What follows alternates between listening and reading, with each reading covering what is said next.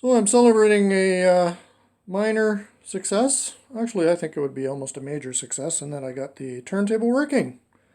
I'm very happy about that. So what I've done so far, I gotta use some lights here because unfortunately it's nighttime and it's quite dark in here. So there you see the first two RCA jacks there I spliced on. I had to cut the old ones off because every time I plugged them in they were making a loud hum. And then when I grabbed the RCAs, the hum would go away and they were crackling.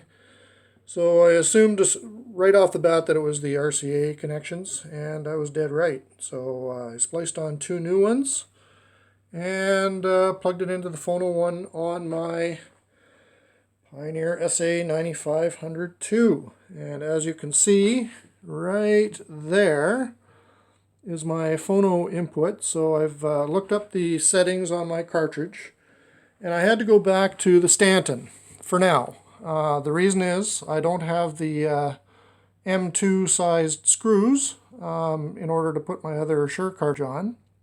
So I thought, well, I'll give this one another shot. So I put it back onto the head shell, and lo and behold, it really works. So right now it's all I've got to use. So I'll use it until I can get the M2 screws in the mail, or wherever I can get them, maybe one of the hi-fi shops downtown or whatever, if anybody has them. So at least I can play tunes now. So the other thing that I've done, you can actually see now that I have the second anti-skate arm in. So I received that today, balanced it all up.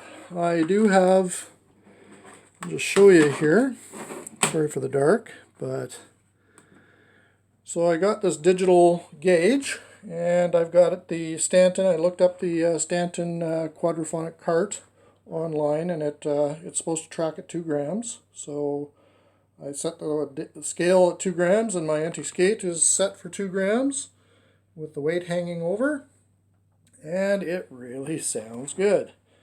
Now balance is completely out. When I first started playing this, I was hearing some scraping noises again, and it's actually not the motor. What it is there's a post next to the motor, and what was happening is the suspension was sloppy on the one side, which is over in this area here is where the motor is, and there's a post that sticks up, and when the mat and the platter and the record were on the inner platter, what it was doing was it was sagging the suspension and causing the top of the bottom of the platter to rub on the top of that protective post next to the motor.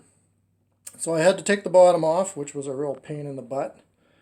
Took the bottom off and tightened up the springs on that side, and so I've got it actually working now without rubbing. If I do use the mat, there's the original mat, which is a piece of garbage. It's really heavy. I ended up putting a felt mat that comes with my my Audio-Technica turntable onto it, which is really lightweight, but didn't cause it to sag too much. But I still have a lot of work to do with tuning the suspension, and what this thing really needs is legs on the bottom of the turntable in order to balance the platter. And so it's quite a bit out of balance. You'll see here I've got a bubble. It's dead. Back to the light again. You can see sort of that the bubble is straight that way. When I go that way on, and this of course is the base, not the platter, it looks dead straight. When I put it on the platter, you'll notice that it's, and I can't do it right now because the record is spinning. So when I take that off and put it onto the felt, there is a little bit of a sag, so it just tells me that the suspension is not properly balanced on the platter. So that being said, I just wanted to hear what it sounded like just to make sure I was getting sound. When I first played it, of course, only got left channel, and then what I did was I looked at the cart, and of course, yeah, one of the leads on the cart had actually slipped off. So put the lead back on, and now I'm getting full stereo. So let's have a listen. This is a really crappy record. It's really scratchy, so I don't want to experiment with my good ones.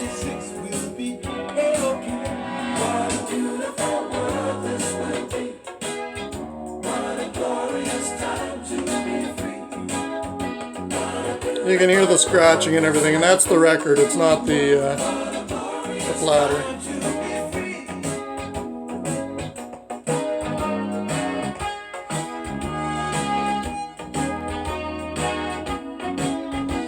Let's go to another part of the record here.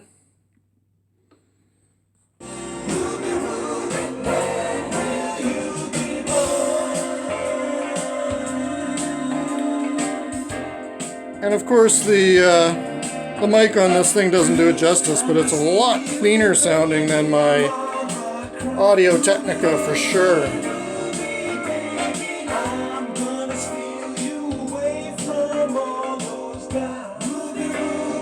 So there you have it.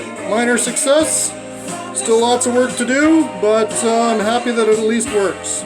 Thank you for watching.